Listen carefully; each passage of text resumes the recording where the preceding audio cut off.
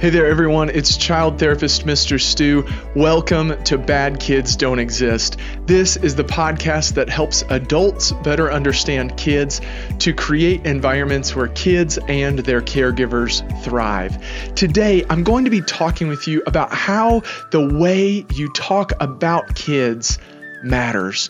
The words you use are the building blocks that create self-fulfilling prophecies in children, and the words you use can change your perspective about your child.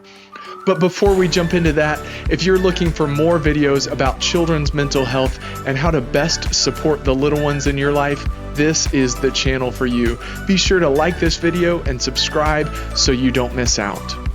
I work as a therapist, and each week I get together in a team meeting with other therapists at my organization where we can talk about cases, we get information about things that are going on at the agency, and we can talk about anything we might need over the next week.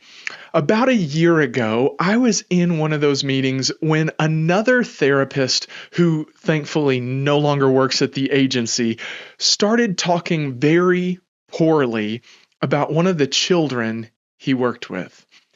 He started saying how awful the child was, how the parent needed to be more strict and even more harsh with their discipline, and how basically there was no hope for this child. He even said he was hoping they just stop showing up to sessions so he could close out their case. Let's pause for a second and take in this situation before I tell you how angry, how livid I was. This is a supposed professional who is supposed to be working with kids who are obviously having a difficult time. And he could not stop going on and on about how terrible this particular child was. What he expected from the job, I'm not sure. But the way he was talking about that child made my blood boil. That's the best way I can explain it. All of a sudden, in the middle of the meeting, I interrupted him and I said, I believe we need to watch the way we talk about kids. The way we talk about kids matters, and talking about children with disabilities as if they're broken and bad is unacceptable. It's been going on for too long, and I don't like it. As you can imagine, the entire meeting went silent. And that man was extremely upset with me. Others in the meeting couldn't believe I had interrupted this meeting to stand up for a child who I didn't even know. Now, as I said, that man did not last long in the job. Within 3 months, he was out the door, and I hope he is never a therapist ever again. But whether you are a therapist or a teacher or a parent or just someone who interacts with kids, I want to say the same thing to you that I said in that meeting, and I'll shout it out if I need to. The way we talk about kids matters. When I was younger, I had teachers and pastors and other adults surrounding me and telling me how proud they were of me. But I can tell you, I didn't always do things that made them proud. They said it before I lived it. I wasn't all that uniquely special. I wasn't just some angel child who never made mistakes. I messed up just like everybody else. But those adults chose to not focus on those mistakes. What they chose to focus on was who I was. What I believe is that what came first was them telling me I was great. Then I was able to live into some of that greatness. And I believe the same is true for kids today. Maybe you've heard of the term self-fulfilling prophecy, where what you believe about yourself is what will come true. And I'm a huge believer in self-fulfilling prophecies. As a matter of fact, there's a lot of research out there that shows self-fulfilling prophecies are real.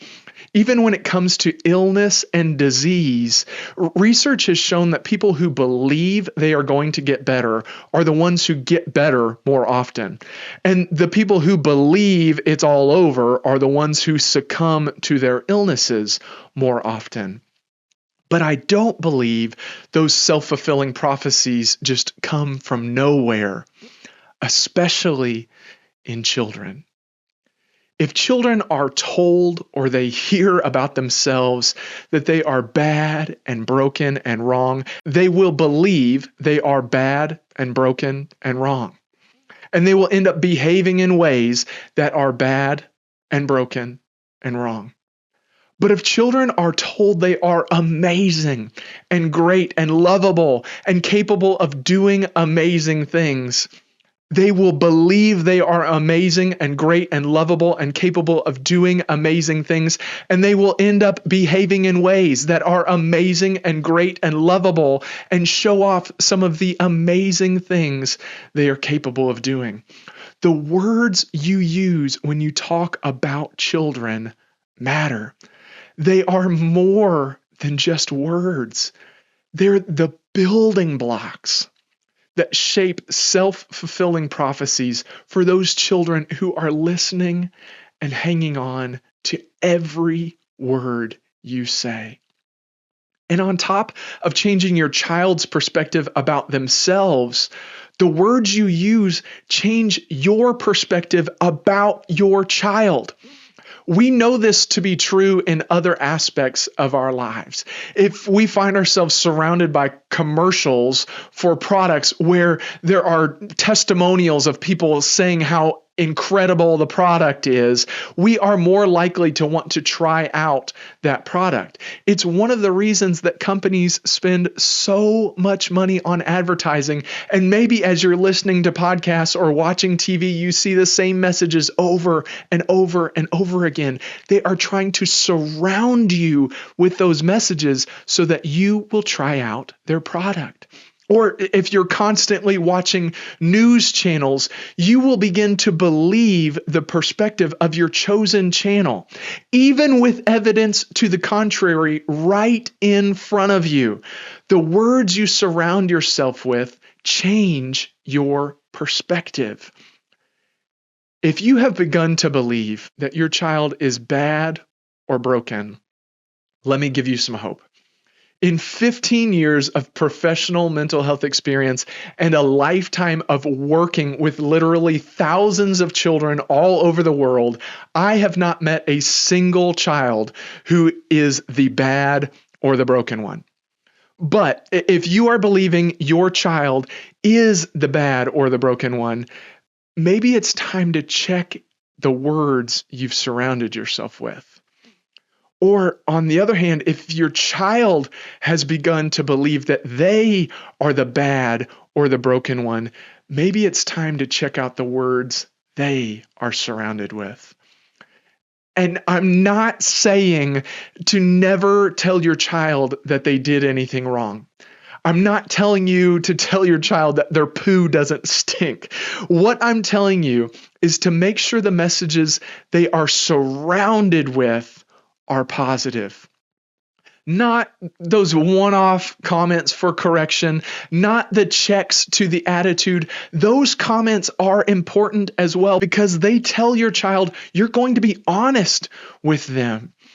But can you surround yourself and your child with positive messages about your child? The first thing you can do is make sure you are praising your kids to yourself. Yes, even when you're alone, check your thoughts. Check the words you say out loud to yourself and rebuke anything that causes you to have a negative mindset and attitude toward your child. Rebuke that negative self-fulfilling prophecy for your child. If you believe your child is bad and broken, no matter what they do, you will perceive them as behaving in ways that are bad and broken. You have to praise your child to yourself. And then make sure you praise your kids to your kids. Make sure they hear you saying positive things about them. And be specific, not just, oh, you're really great, but oh my goodness, what you just did right now and explain the thing was so helpful. Thank you so much. Or, wow, I am so proud of you for telling the truth. Or even, I know you just threw a tantrum, but that one was so much better than the ones we've had in the past. Surround your kids with those messages and create the self-fulfilling prophecy that they are good and lovable and able to give love. The words have to come first. It doesn't go the other way around. We as the adults have to move first. We have to make the change first. We have to change our language about them first. If we change our language, their behavior will follow. Praise your kids to your kids. And praise your kids to other adults. Better yet, praise your kids to other adults and let your kids hear you talking to those other adults about how great they are. At the end of every therapy session, regardless of any disruptive behaviors kids showed me during the session, I tell their parent something positive their child did. And I make sure the child hears me talking positively about them. That is so important because kids believe that adults talking to other adults is more reliable, more honest and trustworthy than when adults talk to kids. When you praise your child to other adults and you let your kids hear it, they take it as the truth and their perspective, their self-fulfilling prophecy changes. And it changes the perspective of that adult that you're talking with.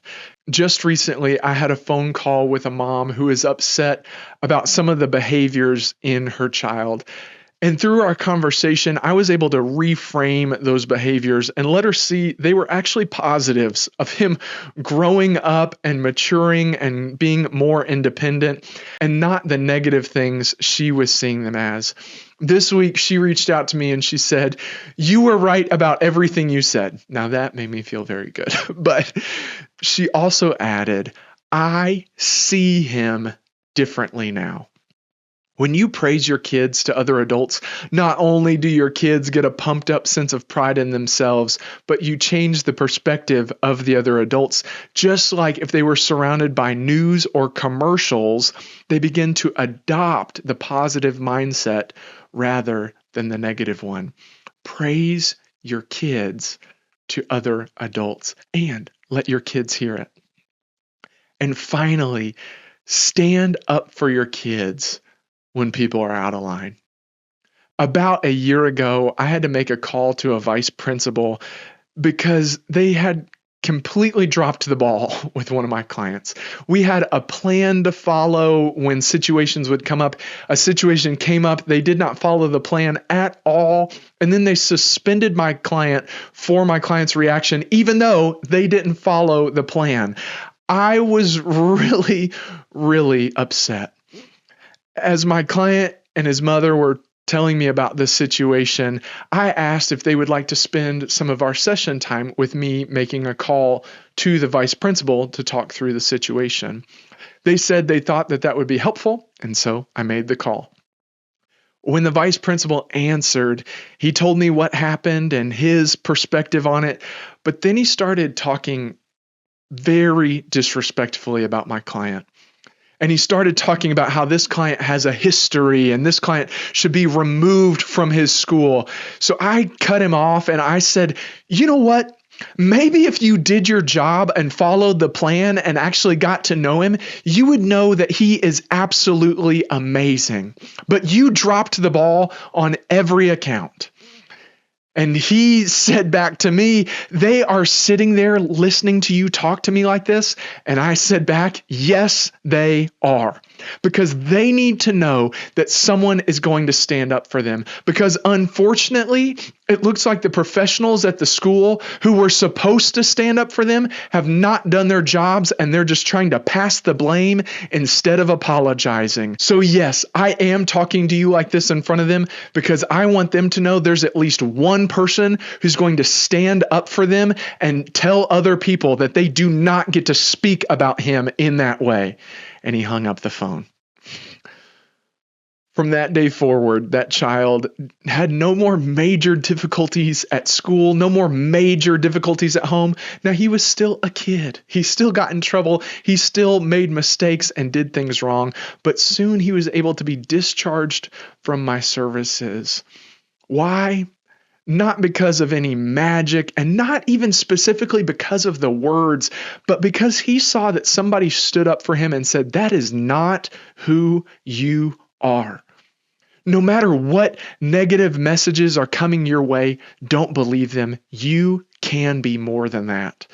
And then he was able to live into those words. We had to change our language, and then he could change his behavior. That negative prophecy was broken, and a new positive prophecy was put in its place. Stand up for your kids when people are out of line. You might have to say these things before you fully believe them. You might have to say these things before your child fully lives into them. But can you find the amazing things about your child no matter what they're going through? Change your language and what you're focused on. You make the change first. Change your language first. And then, once we are surrounded, and once our kids are surrounded with the words that build those self-fulfilling prophecies, they will begin to see that they are good and worthy, and they will live into that truth. The way you talk about kids matters, because the words you use become the building blocks of your perspective and the building blocks of the self-fulfilling prophecies that they will live into. For too long, kids who behave badly have received the message that them being bad is the truth of their character. Surround them with the real truth. They are lovable, and they are able to give love. They are not bad, because some things exist and some things don't. Bad kids don't exist. I love helping adults better understand kids to create environments where kids and their caregivers thrive. If that sounds like a good match for you and your next event, be sure to click the link in the description to this episode or head over to badkidsdon'texist.com/booking, and there you'll find all the information you need to hire me as a keynote speaker or a workshop leader. I can't wait to work with you and make your next event a great one.